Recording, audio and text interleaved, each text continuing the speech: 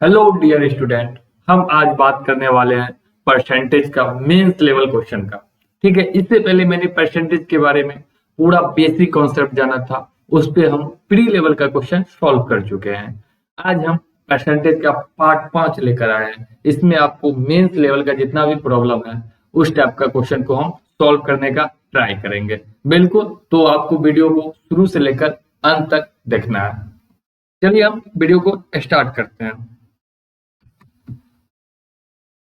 देख लीजिए, मेरा फर्स्ट नंबर क्वेश्चन क्या बोल रखा है। Manvinder earns Rs 15,000 per month and spends 80% of it due to pay revision. His monthly income has increased by 20%, but due to price rise, he has to spend 20% more. His new savings are मतलब क्या बोल रखा है। मानवेंद्र प्रति माह 15,000 रुपया कमाता है। प्रति माह कितना रुपया कमा रहा है? 15,000 रुपया। उसका वेतन 80%, उसका 80% व्यय करता है। मतलब जितना इनकम है उतना ना 15,000 उसका क्या इनकम है, उसका 80% क्या कर दे रहा है? व्यय कर दे रहा है, यानी कि खर्च कर दे रहा है, एक्सपेंस कर दे रहा है। वेतन के संशोधन के कारण उसकी मासिक आय में 20% की वृद्धि हुई है। वेतन में संशोधन किया गया तो उसका जो मंथली इनकम है ना उसमें 20% का क्या हो गया? इंक्रीज हो गया, वृद्धि हो गई।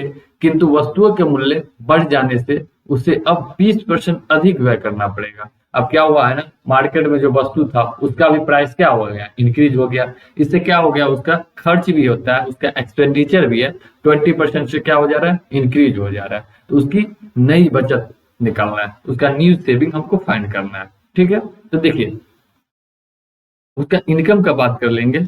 उसका इनकम कितना है? एक मिनट। उसका इनकम कितना आज? 15,000, 15,000 है। 15,000 इनकम है ना। उसका 80% वो क्या कर दे रहा है? वह कर दे रहा है। 80% क्या कर दे रहा है? वह कर दे रहा है। तो खर्च कितना कर रहा हो? 80% एक्सपेंस कर दिया तो बचता कितना होगा उसको? सेविंग 20% होगा ना। टोटल 100% में 80% आप खर्च कर दिए तो सेविंग कितना होगा? 20%। इसी का 20% हो जाएगा ना, यानी कि सेविंग कितना हो जाएगा? 15,000 का 20% निकाल दीजिएगा। 20% क्या वैल्यू? 1/5, यानी कि 3,000। 3,000 इसका क्या होगी? सेविंग। अब क्या बोल रखा है ना, वेतन में संशोधन के कारण उसकी मासिक आय में ना 20% की वृद्धि हुई, किंतु उसकी जो वस्तुओं का मूल्य बढ़ जाने से उसे 20% अधिक व्यय करना होगा। देखिए आपका 15,000 रुपये कमा रहा है। इनकम एक्सपेंडिचर और सेविंग में क्या रिलेशन है वो जानिए। इनकम यानी कि आय बराबर क्या होता है? एक्सपेंडिचर यानी कि खर्च प्लस सेविंग डेट में बचत, ये होता है। देखिए इनकम उसका टोटल कितना था? 15,000। उसमें से वो 80% खर्च कर दे रहा है, यानी और तीन, तो उसको 20% क्या होगा? सेविंग, यानी 3,000 इसमें सेविंग कर रहा है। तो 80% खर्च कर देगा तो यानी कि 15,000 में 3,000 आप बचा रहे हैं तो 12,000 रुपया खर्च कर रहे होंगे, है कि? ये चीज है। लेकिन उसके बाद क्या बोल रखा है ना, उसकी मासिक आय में ना मंथली इनकम में 20% की वृद्धि हो रहा है। ये मंथली इनकम है ना उसमें 20% की वृद्धि हो जा रहा है, यानी 20% बढ़ जा रहा है। तो 15,000 का 20% कितना हो जाएगा? 15,000 है तो इसका 20% निकालिएगा। 20% मतलब 1/5, यानी 3,000। यानी 3,000 का वृद्धि कर देंगे तो अब इनकम कितना हो गया? 18,000, 18,000 रुपये। और क्या बोला गया? वस्तु का खर्च में ना 20% अधिक व्यय करना पड़ रहा है, 20% ज्यादा एक्सपेंस करना पड़ रहा है। इसमें भी 20% की वृद्धि हो रही है, यानी 12,000 है। 12,000 पहले खर्च था 12,000, उसमें 20% का वृद्धि। 20% मतलब 1/5, यानी कि 2,400, यानी 2,400 रुपया का और वृद्धि हो गया। यानी 12,000 रुपया खर्च था, अब कितना खर्च हो रहा होगा? 14,400। क्यों 14,400 हुआ? क्योंकि 2,400 रुपया की वृद्धि हो गई खर्च में। बताइए 18,000 रुपया उसका इनकम है, उसमें 14,400 खर्च कर दे रहा है। 18,000 इनकम है जिसमें से 14,400 खर्च कर दे रहा है, तो उसका सेविंग क्या रहा होगा? इसमें से जस्ट इसको माइनस करेंगे ना, तो कितना सेविंग रहा होगा उसका? 3,600। यही इससे क्या होगा? न्यू सेविंग हो जाएगा। तो ऑप्शन नंबर मेरा क्या हो जाएगा? बी। क्लियर? तो बस इतना ध्यान रखना था हमको, इनकम बराबर क्या होता है, एक्सपेंडिचर प्लस सेविंग, आय बराबर खर्च जोड़ बचत। ठीक है, समझ गए होंगे। चलिए नेक्स्ट आते हैं हम लोग। नेक्स्ट देखिए 2 नंबर क्वेश्चन है, इसमें क्या, a man had a certain amount with him, he spent 20% of that to buy an article and 5% of the remaining on transport, then he gifted 120, if he is left with 1400, the amount he spent on transport is, मतलब क्या बोल रखा, एक आदमी के पास ना एक निश्चित राशि है, अमाउंट है एक आदमी के पास, उसका ना 20% एक वस्तु को खरीदने में खर्च करता है, जितना अमाउंट है ना उसका 20% क्या कर दे रहा है ना, वस्तु को एक परचेज करने में खर्च कर रहा है, तथा शेष का 5% यातायात पर खर्च करता है, जो रिमेनिंग उसका अमाउंट बचेगा उसका 50% ट्रांसपोर्ट पे खर्च कर दे रहा है। तब वह 120 रुपया उपहार देता है, 120 रुपया किसको, गिफ्ट दे देता है। उसके बाद अब जो सेविंग बच गया ना 1400 है, यानी कि 1400 रुपया अभी भी बचे हैं उसका, तो यातायात पर कितना खर्च किया तो निकालना है। तो मान लेते हैं ना, इस टाइप के क्वेश्चन को हमेशा मान कर चलना है। मान लेते हैं ना टोटल उसका जो शुरुआत में अमाउंट था उसके पास टोटल 100 रुपया था, ये हम लेट किए, एज्यूम किए कि टोटल उसके पास 100 रुपया, तो उसका क्या 20% एक वस्तु को खरीदने में, यानी 100 का 20%, 100 का 20% कितना होगा, 20 हो जाएगा। 100 का 20% कितना होगा, 20, यानी वस्तु खरीदने में, वस्तु को परचेज करने में, है ना, 20 रुपया वस्तु को परचेज करने में वो खर्च कर रहा है। उसके बाद क्या है, शेष का 5%, देखिए 100 में आप 20 रुपया वस्तु परचेज में खरीद किए, तो शेष रिमेनिंग कितना रुपया आपके पास बचेगा, आपके पास 100 रुपया था, 20 रुपया खर्च कर दिए, 100 में से 20 खर्च कर दिए तो 80 रुपया बचेगा, ये आपका शेष है, रिमेनिंग है, ये रिमेनिंग अमाउंट होगा। अब जो बोल क्या रखा है, शेष का 5% यातायात पर, यानी 80 रुपया का ना 5%, 80 रुपया का 5%, 80 का 5% कैसे निकालिएगा, 5%, परसेंटेज हटाएंगे तो 100, है ना, 5 से 2 जाम, 2 से 4 जाम, यानी 4 रुपया। 4 रुपया क्या करता हूँ ना, ट्रांसपोर्ट पर खर्च कर देता है, 4 रुपया यातायात पर, यानी कि ट्रांसपोर्ट पर। तो अब उसके पास कितना बचा, 76 रुपया, है ना, टोटल 80 रुपया था, जिसमें 4 रुपया ट्रांसपोर्ट पे खर्च कर दिया, तो कितना बचा उसको, 76। अब वो ना 120 रुपया उपहार देता, यदि उसके पास 1400 रुपया बचे, 120 रुपया उपहार देता और तब उसके पास 1400 बचता। मान लीजिए अगर उपहार नहीं देता तो उसके पास कितना रुपया बचता, 1400 प्लस 120, यानी 1520 रुपया बचता। उपहार नहीं देता तो, ठीक है, उपहार नहीं देता तो इसको इतना कितना मिलता, 76 बचता ना, यही 76 कितना है, 1520 के बराबर है कि नहीं, ये क्या, यह मान के चले तब ना 76 बच रहा है, जो कि किसके बराबर है, 1520 के, यानी कि इसका कितना गुना है, 20 गुना है, इसका 20 गुना, तो जो भी हम माने उसका 20 गुना होगा। अगर उसका अमाउंट पूछ देता उसके पास कितना रुपया था, तो 100 का 20 गुना हो जाता, 2000। लेकिन हमसे क्या पूछ रखा, यातायात पर कितना खर्च किया, तो यातायात पर 4 रुपया खर्च किया ना, लेकिन एक का वैल्यू कितना 20 है, 4 का वैल्यू 4 गुने 20 यानी कि 80, तो 80 रुपया वो यातायात पे खर्च किया, बी नंबर। समझिए ठीक से एक बार फिर से, मान लिया उसके पास 100 रुपया अमाउंट है, 100 रुपया है, उसका क्या बोलता है ना 20% पर वस्तु खरीदने में खर्च करता है, 100 का 20% कितना होगा, 20 रुपया आप परचेज करने में खरीद रहे हैं, तो रिमेनिंग कितना बचेगा उसके पास, 80 रुपीज, रिमेनिंग कितना बच जाएगा, 80 रुपया। शेष का ना 5% यातायात पर खर्च करता है, जो उसके पास शेष रुपया बचा है ना उसका 5%, तो 80 का 5% निकालेंगे कितना आएगा, 4। 80 का 5% मतलब 1/20, ये 5% मतलब 1/20 होगा ना, 5/100, यानी 80 का 1/20 यानी कि 4 रुपया ट्रांसपोर्ट पे, तो उसके बाद 76 रुपया बचा, इसमें से भी वो दाम देता है 120, तब उसको 1400 रुपया बचता। अगर 76 रुपया बचा है, दान नहीं देता, तो उसको 1400 प्लस 120 1520 रुपया बचता ना, जो कि किसके बराबर होगा, 76 का, इसका कितना गुना है, 20 गुना, तो जो भी हम माने हैं उसका 20 गुना हो जाएगा, तो यातायात पर खर्च कितना हो जाएगा, 4 का 20 गुना यानी कि 80 रुपया, ऑप्शन नंबर बी। क्लियर है, चलिए हम लोग नेक्स्ट क्वेश्चन पे आते हैं। नेक्स्ट देखिएगा 3 नंबर, इसमें क्या बोल रखा है, in an examination A got 25% mark more than B, B got 10% less than C. C got 25% more than D. If D got 320 marks out of 500, the marks obtained by A were. मतलब एक परीक्षा में ना A को B की अपेक्षा 25% अधिक अंक मिले। A को जितना अंक मिल रखा है B को उससे 25% ज्यादा A को मिल रखा है, ठीक है। और उसमें B को C की अपेक्षा 10% कम अंक मिले। उसी एग्जाम में B को C की अपेक्षा 10% कम अंक मिल रखा है और C को D की अपेक्षा 25% अधिक मिल रहा है और C को ना D की अपेक्षा कितना 25% ज्यादा अंक मिल रखा है। इस अनुसार यदि D को 500 में से 320 अंक मिले तो A को कितना मिलेगा, ये निकालना हमको। 4 है A B C D है ना, A B C D। Total कितना का एग्जाम हुआ, 500 का हुआ है ना, जिसमें D को कितना मिला, D को 320, 320, D को 320 मार्क्स मिला। ये पता है ना, हमेशा इस टाइप का क्वेश्चन को लास्ट से शुरू करते हैं। रिलेशन देखिए आप C और D में, हमको D को पता चल गया, D को कितना मार्क्स मिला 320, 320 दे रखा। C को ना D की अपेक्षा 25% अधिक, यानी C को D से 25% ज्यादा। तो 25% क्या वैल्यू 1/4 होता है, फर्स्ट वीडियो में ही बताया कैसे। 25 है, फ्रैक्शन में बदलिएगा, 100 से डिवाइड करेंगे 25/4 यानी 1/4, यानी C को ना D से 25% अधिक मिला, यानी 320 का 25% यानी 1/4 कीजिएगा तो कितना हो जाएगा 80।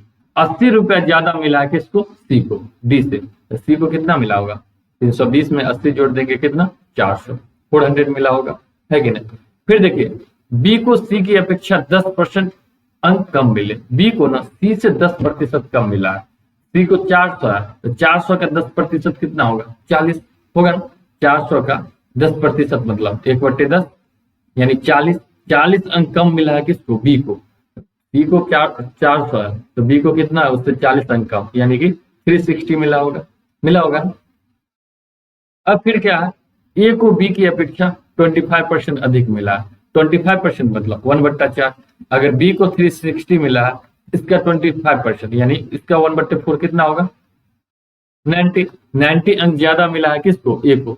B को 360 है तो उसमें 90 जोड़ देंगे, वो किसको मिलेगा A को। तो 360 में 90 जोड़ देंगे कितना आ जाएगा 450, यानी 450 मार्क्स किसको मिला A को। तो मेरा ऑप्शन नंबर क्या हो जाता B।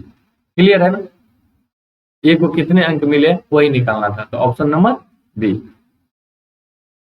चलिए नेक्स्ट पे आते हैं हम लोग।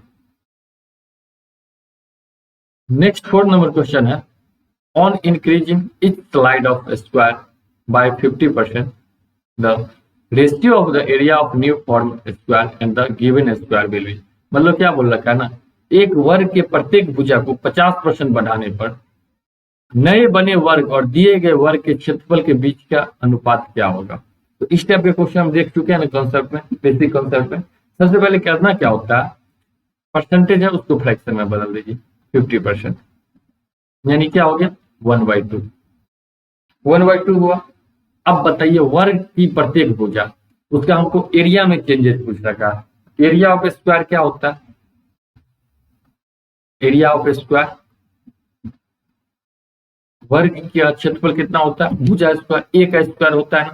तो यानी कि अगर 50% इंक्रीज हो रहा है, अगर मान लीजिए पहले भुजा इसका 2 होगा साइड, तो 1 बढ़ जाएगा तो अब कितना हो जाएगा न्यू। ये ओल्ड है, ये पुराना है, ये क्या हुआ न्यू।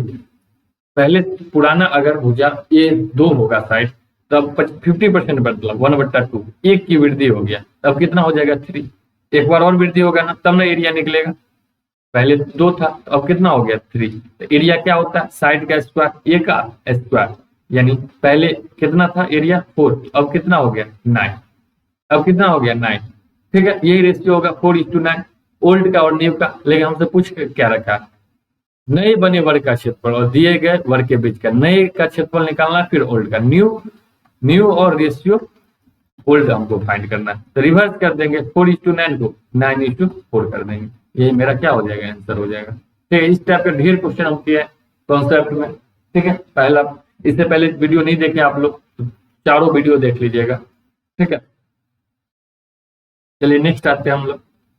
नेक्स्ट 5 नंबर क्वेश्चन देखिएगा, इसमें क्या बोल रखा है, ए village lost 12% of its got in a flood with 5% and 5% of remainder died from disease. If the number left now in 8,360, what was the original numbers before the flood? मतलब क्या है, किसी गांव में ना 12% बकरियां बाढ़ में बह गई, ठीक है, और शेष बकरियों में से ना 5% बकरियां किसी बीमारी से मर गई। अब यदि गांव में 8360 बकरियां शेष बचे हैं तो बताइए बाद में पहले गांव में कितना बकरियां थी, ये बताइए आप, ये बताइए। यहाँ से 12% बकरियां बाढ़ में मर गई, तो इस टाइप के क्वेश्चन में जब भी आए तो सबसे पहले फ्रैक्शन में बदल लीजिए। 12% बराबर कितना हो जाएगा, 12/100, 12 4 से 3 बार में, 4 से 25 बार में, यानी 3/25। और यहाँ 5% एक और 5% बराबर 1/20। यानी अगर ये बताइए 12% बकरियां न बाढ़ में बह गई, यानी पहले अगर बकरियां कितना, 12% बराबर क्या है 3/25। अगर पहले बकरियां 25 होगी, उसमें से 3 क्या है बाढ़ में बह गई, अब बचा कितना होगी 22। 25 में से 3 आपका बाढ़ में बह गई, तो अब कितना बचा होगा 22 बचा होगा। और शेष बकरिया में ना 5% बकरियां किसी बीमारी से मर गई, यानी 5% बराबर क्या होता है 1/20, 5% बराबर 1/20। यानी अगर पहले 20 रही होगी बकरियां, जिसमें से एक ना मर गई है, तो अब कितना बची होगी 19 बची होगी ना। ये बताइए पहले बकरियां कितना थी, दोनों को मल्टीप्लाई कर देंगे 500, अब कितना बच गई होगी, मल्टीप्लाई कर दीजिए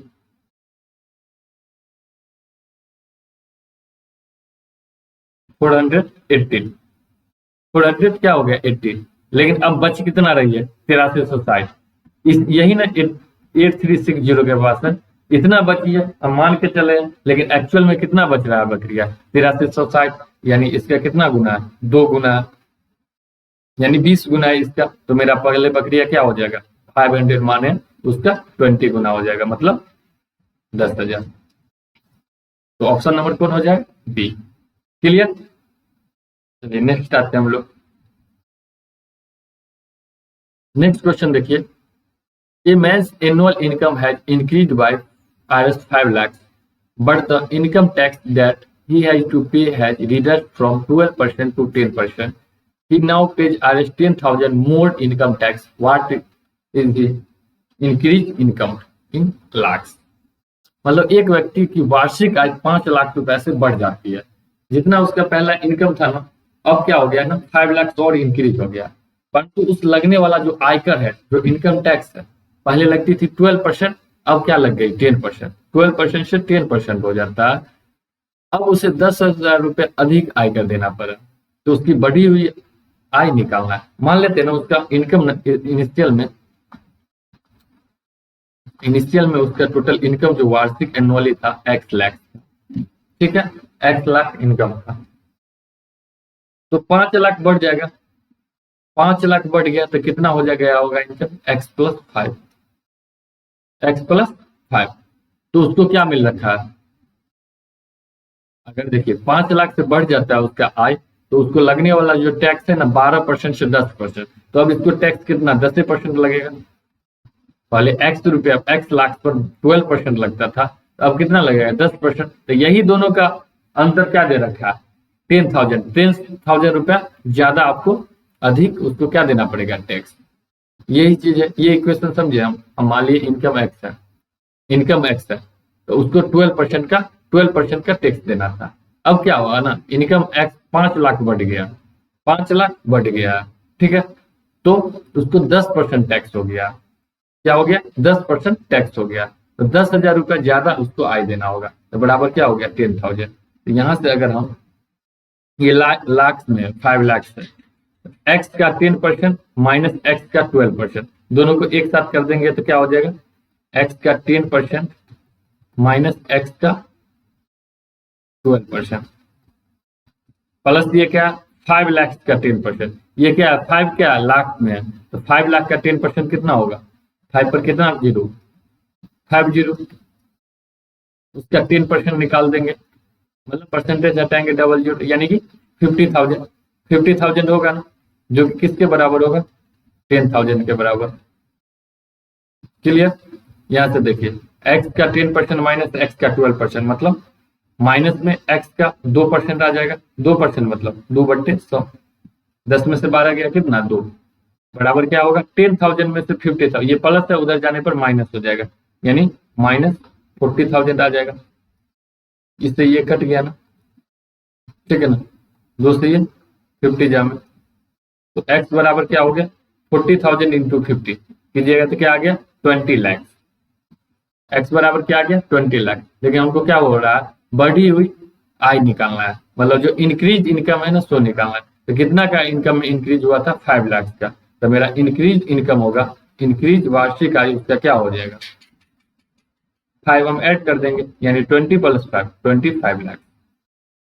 चलिए समझ गए, नहीं समझ में आ रहा तो वीडियो को रोक कर फिर से दोबारा देखना है, और फिर भी नहीं समझ में आ रहा है तो कमेंट सेक्शन में जरूर बताइएगा। चलिए नेक्स्ट पे चलते हैं हम लोग। नेक्स्ट 7 नंबर क्वेश्चन देखिएगा।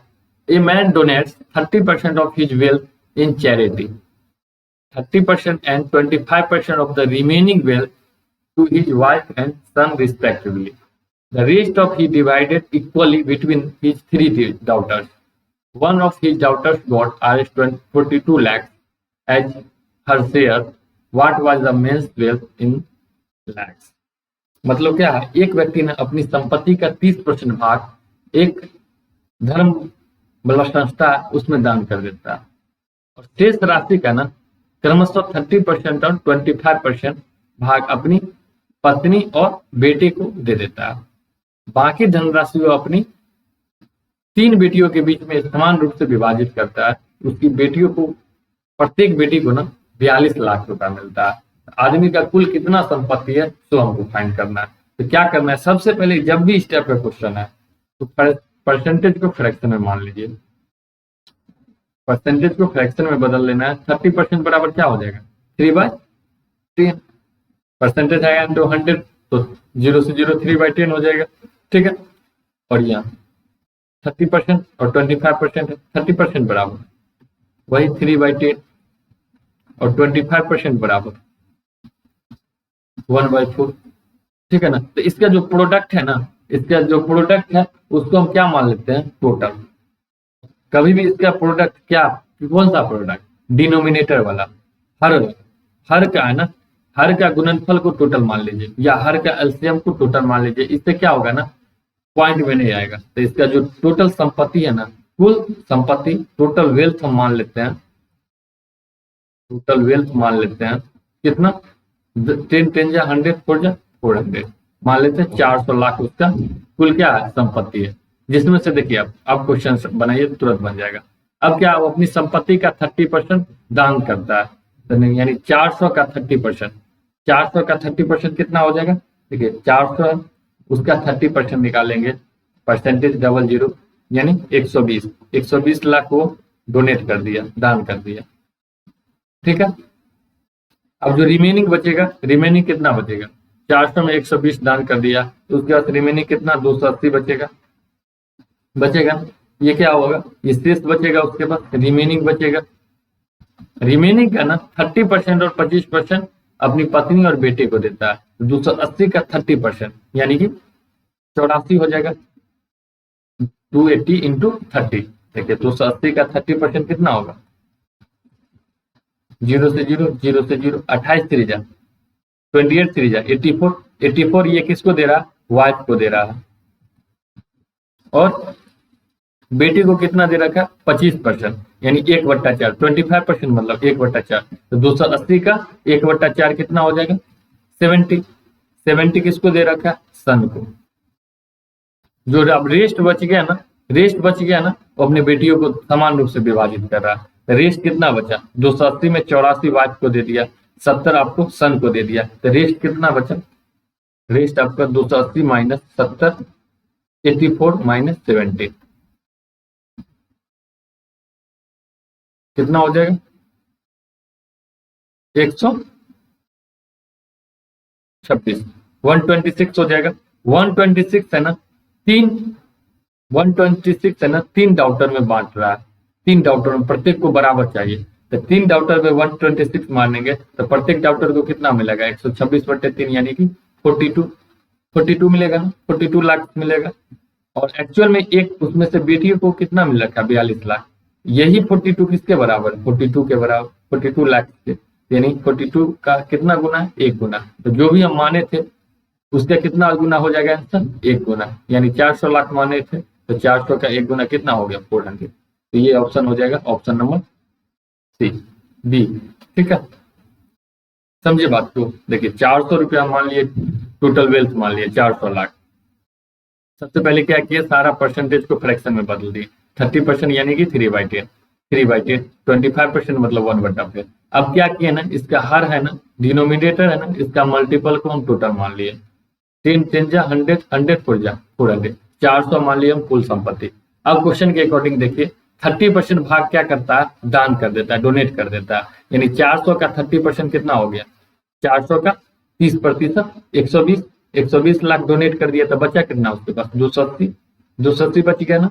अब इसका ना 30% और 25% पत्नी और बेटे को देता है, तो 280 का 30% निकालेंगे तो कितना आ गया, 84, 84 वाइफ को दिया। 280 का फिर 25% यानी 280 का 1/4 यानी 70 सन को दे दिया। अब जो शेष बचा ना, वो अपनी 3 बेटियों में समान रूप से विभाजित करता है। तो शेष उसके बाद 280 में से 84 और 70 घटा देंगे तो 126 लाख बचा।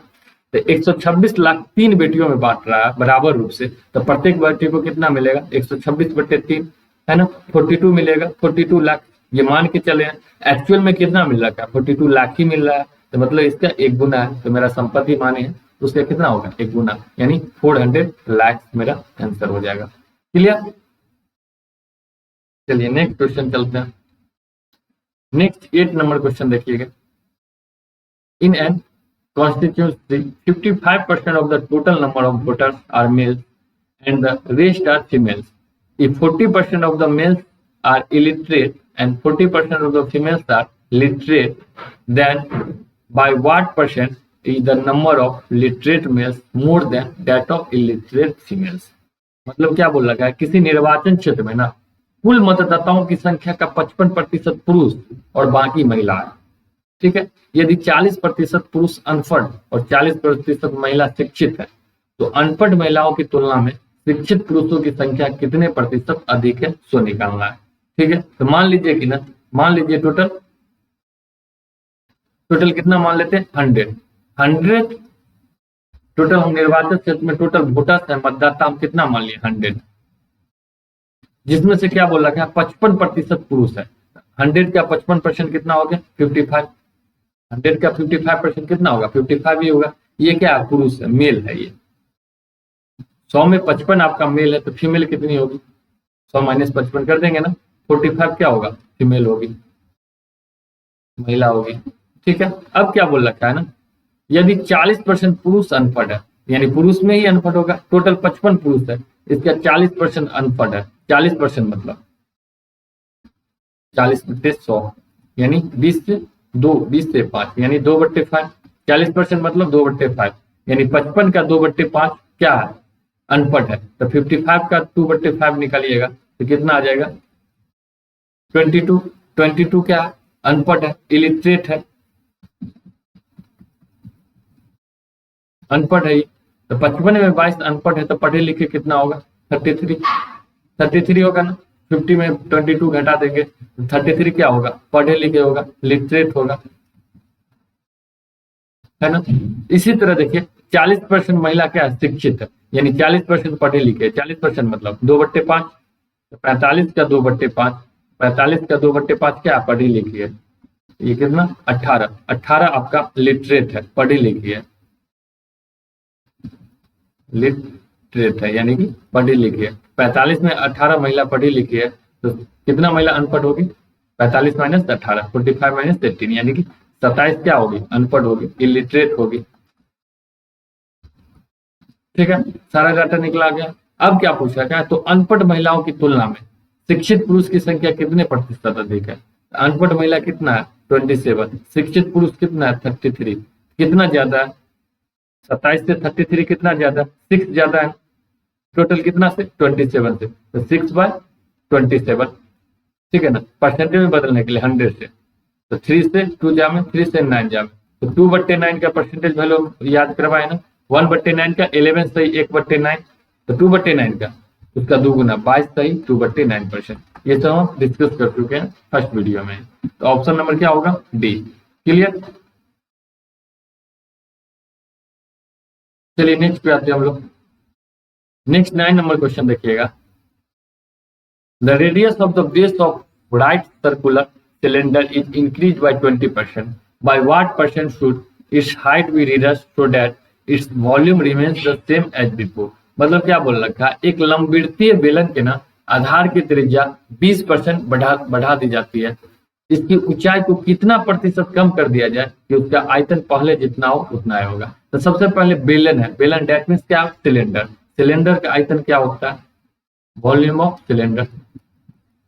वॉल्यूम ऑफ सिलेंडर यानी कि बेलन का आयतन क्या होता है? बेलन का आयतन क्या होता है? पाई आर स्क्वायर एच। तो पाई तो कांस्टेंट रहेगा, पहला वाला भी वॉल्यूम और दूसरा वाला भी वॉल्यूम में, पाई तो क्या है? कांस्टेंट है। जो भी मेरा वॉल्यूम चेंज होगा, आयतन चेंज होगा रेडियस और हाइट के कारण ही, रेडियस और हाइट के कारण ही, आर स्क्वायर एच के कारण, यानी कि रेडियस में 2 बार होगा चेंजेस और ऊंचाई में क्या होगा? 1 बार चेंजेस, तभी ना आयतन में चेंज होगा। तो यहाँ देखिए रेडियस में कितना परसेंट बढ़ा दी जाए? 20%। 20% मतलब 1/5। अगर रेडियस पहले 5 होगा तो अब बढ़ाकर कितना हो गया? 6। एक बार और बढ़ेगा ना रेडियस, क्यों? क्योंकि आर स्क्वायर है फॉर्मूला में, कितना हो जाएगा? 5 और 6। लेकिन क्या बोल रखा है ना, उसकी आयतन पहले ही जितना रहे, आयतन सेम है, वॉल्यूम है, यानी कि एच में क्या, ऊंचाई में क्या चेंजेस करें कि वॉल्यूम जितना पहले था अभी भी उतना ही होगा, अभी भी उतना ही होगा। तो क्या करेंगे? रिवर्स रेशियो कर देंगे। देखिए रेडियस कितना हो जाएगा? 5 × 25 से 6 × 36 हो रहा है, ऊंचाई 36 से 25 कर देंगे, 36 से 25। तब क्या हो गया ना, क्या हो गया? मेरा जो वॉल्यूम होगा सेम होगा। जब भी इस टाइप का क्वेश्चन आएगा तो इस टाइप का क्वेश्चन हो जाएगा तो रिवर्स कर देना है रेशियो को। देखिए रेडियस में चेंजेस कितना हो रहा है? 5 × 5 25 से 6 × 6 36। तो हमको आयतन सेम रखना है, वॉल्यूम सेम रखना है, तो क्या करते हैं? ऊंचाई में ना इसका रिवर्स कर दीजिए, रेडियो 36 से 25 हो जाएगा। तो कितना की कमी होगी ऊंचाई में? पहले 36 था, अब हो गया 25, कितना की कमी हुई? 11 की ना। टोटल कितना में? 36 में ना। और परसेंटेज में बदलने के लिए 100 से मल्टीप्लाई कर दीजिए। 4 से 25 जामे, 4 से 9 जामे, यानी 275/9। ठीक है, इसको भाग लगाएंगे 30 से, 30 नंबर 270, 5 क्या बच जाएगा? 6। 30 × 5/9% मेरा क्या हो जाएगा? हाइट में चेंजेज हो जाएगा। Option number B. क्लियर है ना? ठीक है, चलिए नेक्स्ट क्वेश्चन पे हम लोग आते हैं। जो भी हम क्वेश्चन कर रहे हैं प्रीवियस एग्जाम में पूछा गया क्वेश्चन कर रहे हैं, ठीक है, मेंस के एग्जाम में पूछा गया क्वेश्चन, वही क्वेश्चन हम लोग आपके सामने डिस्कस कर रहे हैं। ठीक है, तो क्वेश्चन का मेंस का लेवल भी यही है, तो ध्यान से क्वेश्चन को बस प्रैक्टिस करते जाइए आप लोग। 10 नंबर क्वेश्चन है, क्या बोल रखा है? The monthly salary of A and B are the same. जो मंथली जो सैलरी है ना ए और बी का क्या है? सेम है। A B and C donate 10%, 8% and 9% respectively. A donate कर रहा है, दान कर रहा है 10%, बी 8% और C 9% of their monthly salary to a charitable trust. The difference between the donation of A and B is 400. The total donation by A and B is 900 more than that of C. What is the monthly salary of? मतलब क्या, ए और B का मासिक वेतन समान है। अगर ना ए का वेतन ना 100 है तो बी का वेतन भी 100 है, दोनों का वेतन क्या है? समान है, मान के चले हैं। लेकिन क्या बोल रखा है ना, ए बी और सी अपनी मासिक वेतन का 10%, 8% और 9% क्या कर रहा है? डोनेट कर रहा है। ए आपको कितना परसेंट डोनेट कर रहा है? 10%। बी कितना परसेंट डोनेट कर रहा है? 8%। सी कितना परसेंट? 9%। ये क्या कर रहा है? डोनेट कर रहा है, तीन दान दे रहा है। क्या कर रहा है? डोनेट कर रहा है। और क्या बोल रखा है? ए और बी के दान के बीच का अंतर 400 है। ए और बी का जो डोनेट कर रहा है ना उसके बीच का जो डिफरेंस है 400 है। ए कितना? 10% डोनेट कर रहा है, बी कितना? 8%, यानी कि दोनों के बीच का अंतर कितना है? 2%। यही 2% कितना है? किसके बराबर? 400। यही 2% किसके बराबर? 400। तो 1% किसके बराबर होगा? 1% किसके बराबर होगा? 200 का। 200 का 1% किसके बराबर होगा? 200 का होगा ना। तो ए और बी और क्या बोल रखा है, ए और बी द्वारा किया गया कुल दान। ए और बी टोटल कितना दान कर रहा है, 10% ए और बी कर रहा है 8%। टोटल दान दोनों मिलकर ए प्लस बी कितना कर रहा है, 18% कर रहा है। और 1% का वैल्यू हम कितना निकाल लें, 200। तो 18% का वैल्यू कितना हो जाएगा, 18 गुने 200, 18 गुने 200 यानी कि 3600 रुपया। ए और बी कितना दान कर रहा है, 3600 रुपया, 3600। कुल ए और बी द्वारा किया गया कुल दान सी की तुलना में 900 अधिक है। सी से 900 रुपया ज्यादा दान कर रहा है। ए और बी अगर 3600 कर रहा है, सी इससे 900 रुपया कम करेगा, तो सी कितना दान करेगा, 3600 माइनस 900 यानी कि कितना, 2700। सी कितना दान करेगा, 2700। तो सी का मासिक वेतन ज्ञात करना है। सी दान कितना कर रहा है, 9%। यही 9% किसके बराबर है, 2700 के बराबर है ना। 9% किसके बराबर, 2700। तो इसका कितना गुना है, 300 गुना है ना। 1% का वैल्यू यहाँ से 300 आ गया, तो 100% का वैल्यू 30 के 30,000 आ जाएगा ना। देखिए 9% डोनेट कर रहा है, लेकिन डोनेट कितना कर रहा है एक्चुअल में, 2700, यानी 1% का वैल्यू 300। 9% का वैल्यू अगर आपका 2700 है, तो 1% का वैल्यू कितना हो जाएगा, 2700 बराबर 300। तो 100% होता है, तो 100% का वैल्यू कितना हो जाएगा, 30 के हो जाएगा ना। 300 गुने 100 यानी 30,000। तो 30,000 क्या हो जाएगा, इसका आंसर आ जाएगा सी का मासिक वेतन। Clear, option number C. Okay, समझ गए ना। चलिए नेक्स्ट आते हैं 11 नंबर पे।